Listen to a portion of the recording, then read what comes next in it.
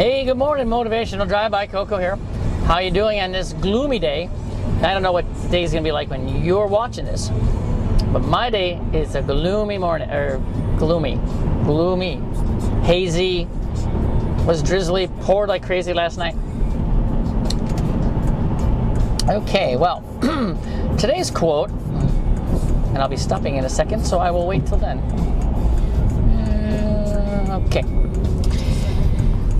Okay, it is by Miguel de Unamuno. You have to read it on the thing.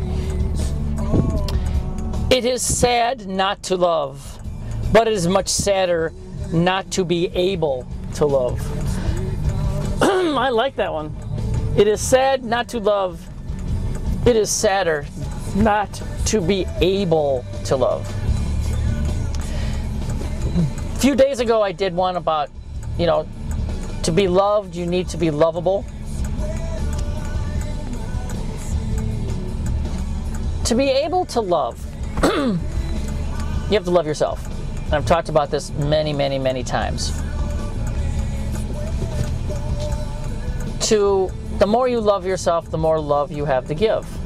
You can't give what you don't have. If you loathe and despise yourself, if you feel guilty about things you've done. Wow. I mean, there's all kinds of things. If the religion you have chosen chastises you for, who you are, what you are, why you are, there's probably a problem with the religion you've chosen. But nonetheless, that can make you dislike yourself. That can make you hate yourself, despise yourself.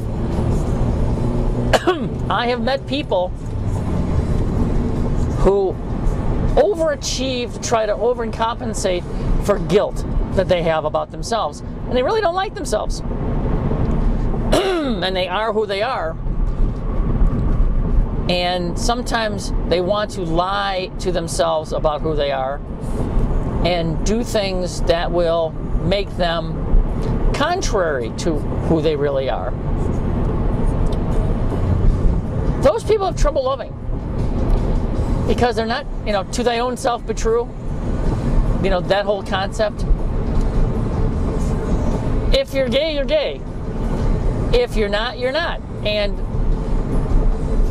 some religions put people down for that.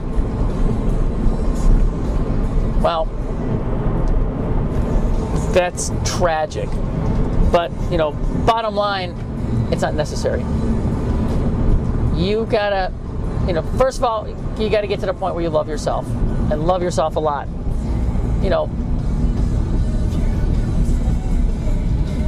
Then that's the first step to being able to love somebody. Then you gotta go out and do it. You've actually gotta go through the steps. You've gotta love people freely, openly, without any expectations of reciprocation. That's the tough part for most people. You give and you give and you expect something back. Well, if you're giving to somebody that you love, this is crazy. Listen to this. This is how crazy this sounds. You love somebody, you give freely without any expectations of reciprocation. Now, if you give and you expect an equal amount back, or you expect even more back in a lot of cases, what have you done to your relationship? You've turned it into a transaction. If you want to do that, if you want to transactionalize a relationship, you can pay somebody to be your friend, to be your lover, to be your sex object, and you will get that satisfaction. You will get you will get a negotiated value, and you will get that equal value back. Another problem that couples have is, the old statement, marriage is a 50-50 proposition. That's nonsense. It's 100%, 100%. The problem is what's 100%? I have equated 100% with weight. So my 100% is 100 pounds and your 100% is 100 pounds. So now, are you giving 100 pounds of nails and I'm giving 100 pounds of feathers? Now, the old joke is what weighs more, a pound of feathers or a pound of nails, and everybody says a pound of nails. Okay. Well, a pound of nails feels like more weight. But if I'm given a pound of feathers, or 100 pounds of feathers in this case, and you're giving 100 pounds of nails, you're giving me a box that's about 18 inches square, or 18 inches cubic. And if I'm giving you 100 pounds of feathers, I'm gonna have to bet we're looking like your living room is, armpit deep in feathers, is my guess, or maybe packed from floor to ceiling with feathers. So mass-wise, mine appears to be more. Appears to be gigantically more. Yours is heavier, but mine visually appears to be more. But they're the same because they're both 100 pounds. In your God, come on, go. In your current relationship, think about that. If you're frustrated with, with friends and relatives and lovers because you think, oh, I give and give and give and give, and all they do is take. Well, turn that ruler around, first of all. A long time ago, I used an analogy about a ruler.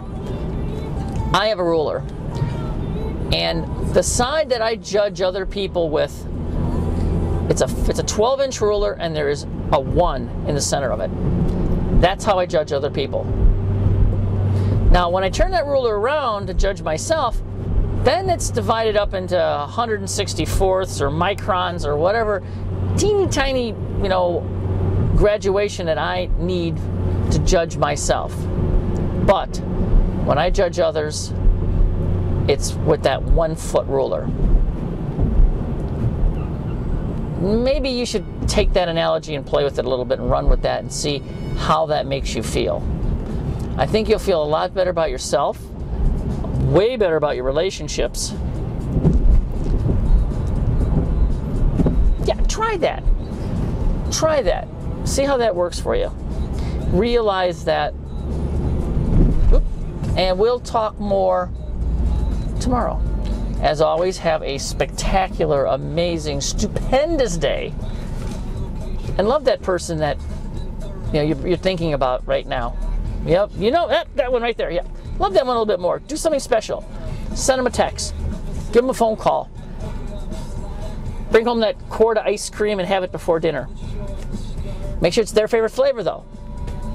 Or if you guys have a mutual favorite flavor, like you have your favorite, she has her favorite, or vice versa, or he has his and you have yours, whatever you want to do it. But you have one flavor that you kind of enjoy together. Bring it home and have it before dinner. Have a most spectacular day. Bye-bye.